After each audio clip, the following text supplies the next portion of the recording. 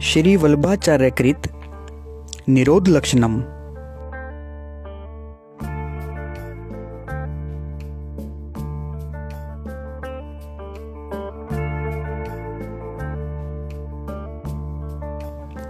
श्री कृष्ण से वियोग होने पर गोकुल में श्रीमती यशोदा जी, श्री नंद जी और दूसरों को जैसा दुख होता है और जैसा गोपियों का दुख है, किसी प्रकार वैसा ही दुख मुझको भी हो जाए। श्री कृष्ण के संयोग से गोकुल में जो सुख गोपियों को और समस्त व्रजवासियों को हुआ, वह सुख श्री कृष्ण मुझे कब देंगे? वृंदावन और गोकुल में उद्धव के आने से जैसा सुंदर और महान उत्सव हुआ, वैसा किसी प्रकार मेरे मन में हो जाए।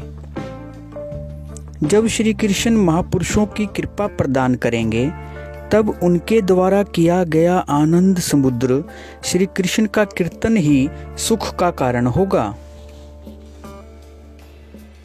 महापुरुषों द्वारा कृपा करके किया गया श्री कृष्ण का कीर्तन जैसा सुख देने वाला होता है, वैसा लौकिक लोगों द्वारा किया हुआ नहीं। दोनों में सरस और नीरस भोजन जैसा अंतर है। सुखदेव आदि भक्तों में कीर्तन के द्वारा श्री कृष्ण के संयोग का जैसा सुख उत्पन्न हुआ, वैसा तो आत्मज्ञान से भी संभव नहीं। फिर और तो वैसा सुख कहाँ हो सकता है?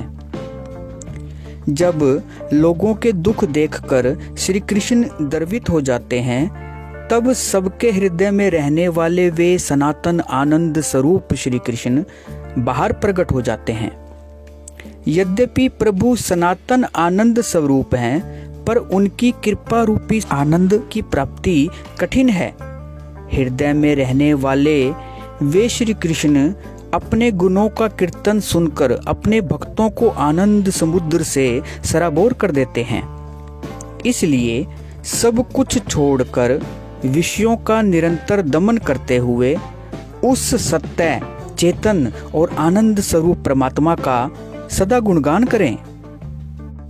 मैं विषयों का निरंतर दमन करते हुए वास्तविक निरोध को उपलब्ध हुआ हूँ। अब निरोध को उपलब्ध होने की इच्छा करने वालों के लिए उसका वर्णन करता हूँ। जो श्री हरि से विमुख है, वे भवसागर में निमग्न हैं। जिन्होंने इस संसार में इंद्रिय संयम किया हुआ है, वे दिन और रात हमेशा आनंद को उपलब्ध होते हैं।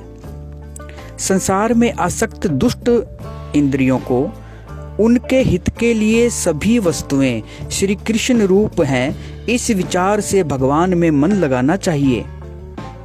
गुणों में आसक्त मन को सदा मुरारी श्री कृष्ण में लगाने से संसार त्याग का दुख नहीं होगा और श्री हरि दर्शन के समान सुख की प्राप्ति होगी। इसके बाद ईश्वर की कृपा ही होगी, अन्यथा प्रभु में क्रूरता का दोष आ जाएगा। इसमें रुकावट की आशंका भी नहीं है और संसार की असारता का अनुभव भी हो जाता है। भागवत धर्म की शक्ति से विषयों में विराग हो जाता है, गुण संतुलित हो जाते हैं। श्री हरि नाम के सुख स्पर्श से दुख का आभास भी नहीं होता। इस प्रकार श्री हरि के गुण वर्णन को ज्ञान मार्ग से उत्कृष्ट जानकर ईर्ष्या और लोभ को छोड़कर सदा उनके गुणों का वर्णन करना चाहिए।